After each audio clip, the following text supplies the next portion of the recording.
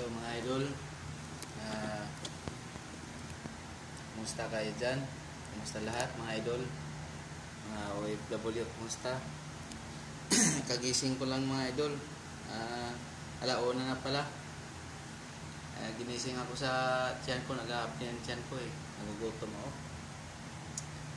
Mga idol, nagluluto tayo ngayon ng Quaker Oats oatmeal. Kasi nagda-diet tayo ngayon kasi mataas ang aking cholesterol at medyo na sabi ng doktor na ano na ako sa atay dahil sa cholesterol, pero hindi naman tama talaga sa atay. Ano lang, medyo kasi mataas na cholesterol, tama din yung atay. May ininom tayo ng gamot. Ito gamot, paubos na yung gamot ko mga idol. Ito, ayan, ubos na yung mga gamot. Ayan, ubos na. Ito bago kumain, inumin ito bago kumain. Tapos ito naman bago matulog. Ayan, ubos na, wala na. Isa na lang yata. Isa na lang. Dalawa.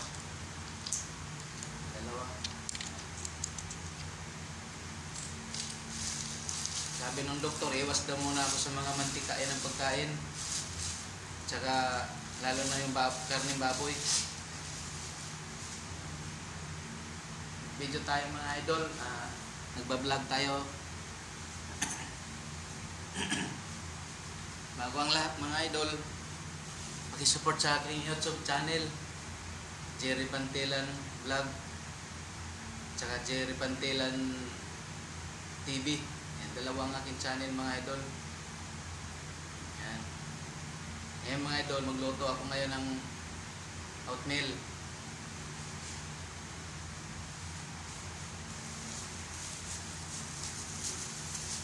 Nagugutom ako.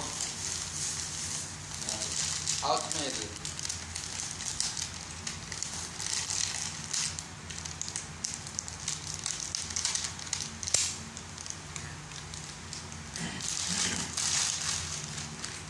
Ubos na, doon na lang. Yan kinakain ko. Minsan lang ako kumain ng kanin, isang kakal, tapos mga gulay. Ang hirap nito kaya walang gulay. Siguro ulam ko nito, minsan saging, oatmeal. Yan kinakain ko paggabi ito. Oatmeal tanghali. Nagugutom talaga ako. Kumain ng puting kanin mga idol. Ang hirap mag-diet. Lumiit na nga tiyan ko. Dati laki. Ngayon, lumiit na. Sundin mo na ang sabi ng doktor. Sa loob ng 2 buwan, pag naubos na yung gamot ko,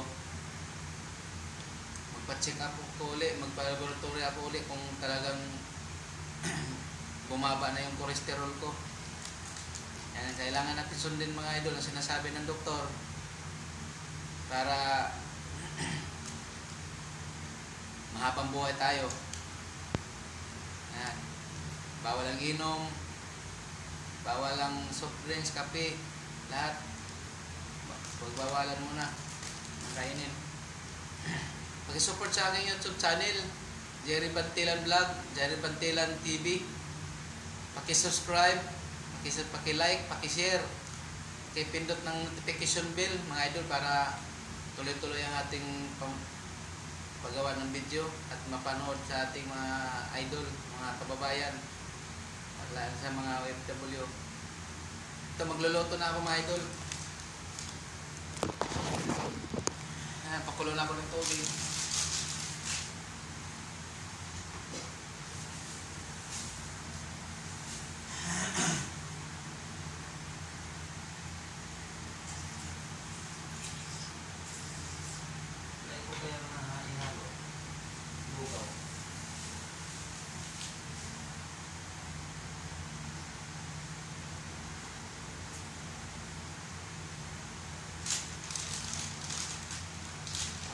Kaya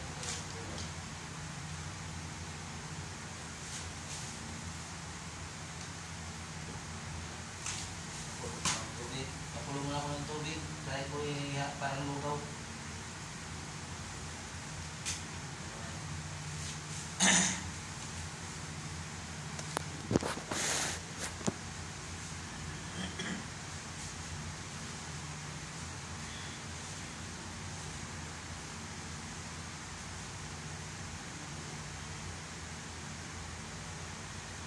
Kailangan natin sundin ang sinasabi ng doktor para para naman na maiwasan natin yung mga sakit na hindi maasahan. Kaya nagawin ko lahat na hindi, minsan makakain ako ng sabaw. Pag kumakain ako ng kanin sa restaurant, siyempre may sabaw. Gutom kasi talaga eh. Kaya sabaw lang. Isda.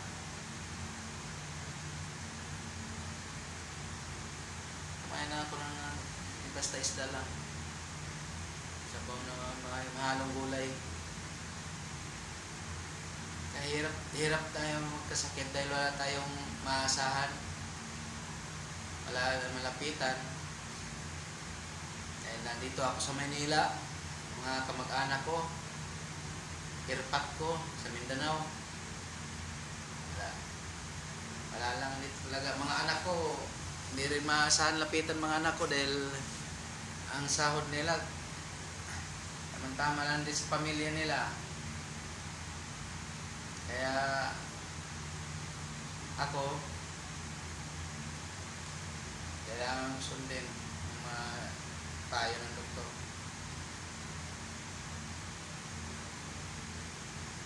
Tagal naman ito.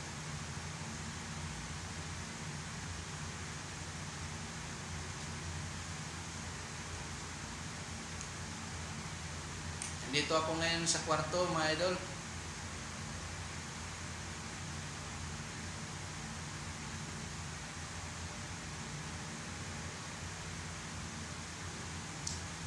Dito ako sa kwarto ngayon, mga idol.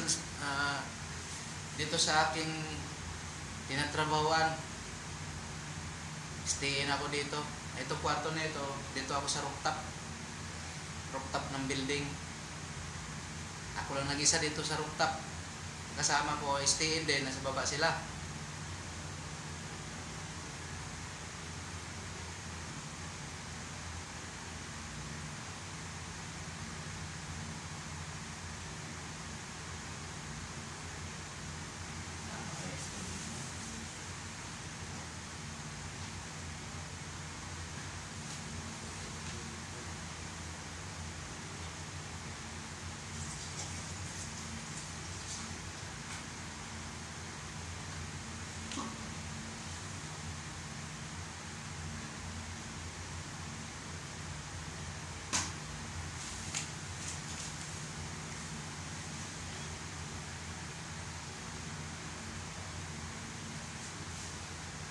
Saging saba.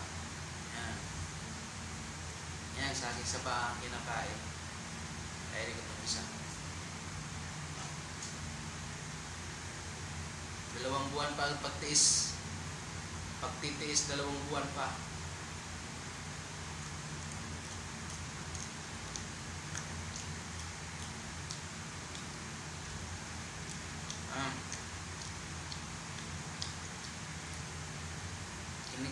Kinakain ko lang mga idol na hilaw.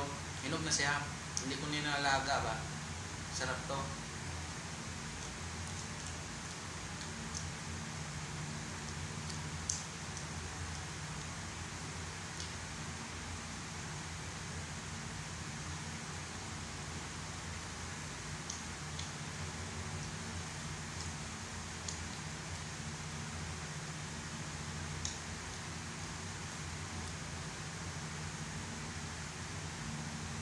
Ang hirap mag-iisa sa buhay mga idol.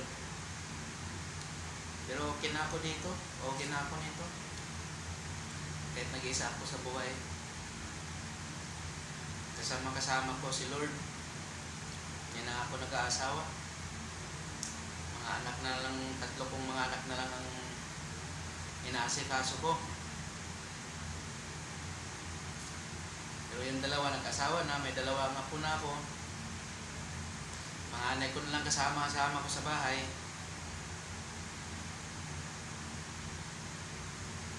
Hindi nga na nagpaaral ng anak ko panganay, pinahinto kasi hindi kaya gastusin sa pag-ieskwela. Nakatapos ng first year college. Dalawang SIM lang siya, nakahinto na. Dalawang SIM sa college. Nakahinto na dahil kapos sa pag-aaral, kapos sa pera. Ayun, nagtatrabaho ngayon. Nag-extra sa City Hall. May sahod naman daw siya. Nag-instruction pa siya, nag-ikot-ikot kasama sa mga medical mission. Nakapasok naman siya first time niya nakapasok ng call center sa Ortigas. Layo din, galing dito sa Santa Cruz, papuntang Pasig, Ortigas, 3 sakay.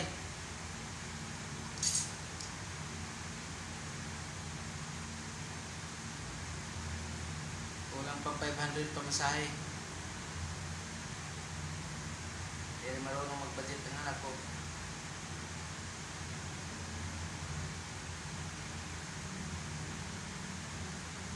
Hindi ko makapag-ipon ng pera kasi siyempre wala pang trabaho ang panganay ko.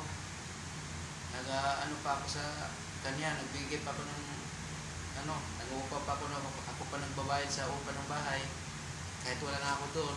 Anak ko lang nandun. Tubig, ilaw. Yan, pinayaran. Bahay. 3,000 sa bahay. 250 sa ilaw at tubig. 300 sa ilaw.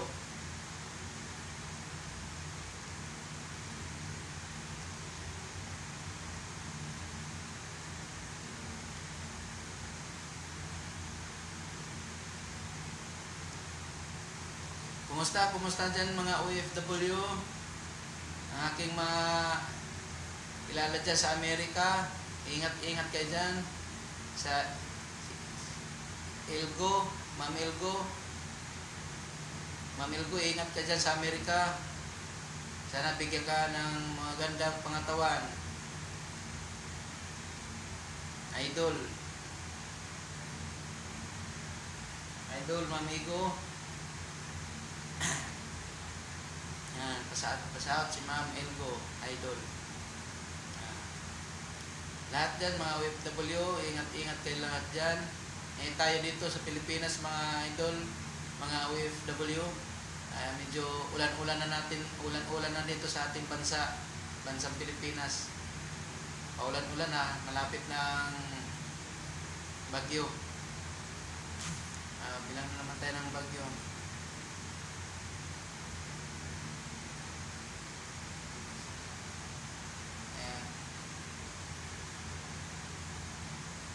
Text naman ang aking anak na bunso, Papa, pag-iga, wala nga akong pera na. Hingi ang pera ko paghingi ka ng pera sa akin, wala talaga akong pera na ibigay sa'yo. Pasensya na talaga na. Masakit man sa akin na nangingi sa akin ng pera na wala.